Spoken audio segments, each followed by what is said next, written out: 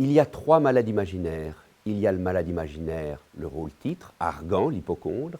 Il y a le malade imaginaire, la pièce éponyme de Molière. Et il y a le malade imaginaire que nous allons créer avec 4 marionnettes et 4 comédiens, pardon, et 7 marionnettes.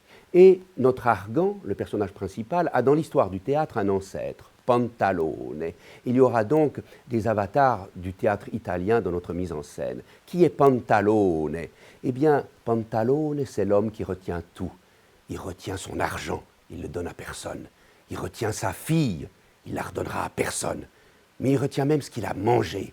Il ne redonnera rien, il n'y a rien qui sort de ce personnage, il est toujours constipé. Ce qui a une incidence sur sa diction, quand il s'exprime, nous avons l'impression qu'il pousse. Non, elle sera religieuse, c'est une affaire entendue. Et voilà comment notre Argan aura probablement une manière de parler un petit peu tendue et constipée. Le théâtre, dans sa première fonction, doit dévoiler les gens qui trichent. Et dans sa deuxième fonction, une fois que les hypocrites ont été écartés de la société, eh bien tout est fait pour que l'amour émerge et que les âmes pures puissent se reconnaître et se marier. C'est ainsi que se termine le malade imaginaire.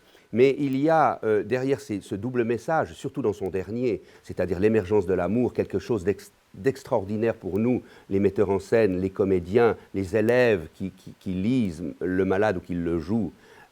C'est-à-dire qu'il y a une promesse d'amour, de reconnaissance. Et Argan devient lui-même, après avoir faim d'être mort, il entend sa fille « Papa, je t'aime » et ça le guérit de son hypocondrie. Il devient lui-même, il n'est plus un père incestueux, il est un père qui reconnaît sa fille, à qui il donne Cléante, son amoureux. Il y a un ordre qui se rétablit, qui est tout à fait émouvant et qui ne doit pas seulement concerner les personnages, mais qui concerne le public, les comédiens, tout le monde doit être capable, restauré de son hypocondrie, de pouvoir dire « je t'aime ».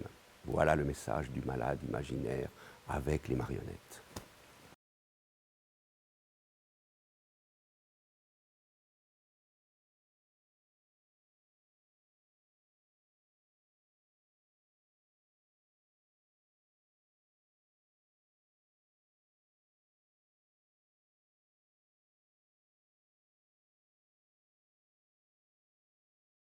Comme vous voulez que moi? Oui. Alors une fois que ça fait, je commence.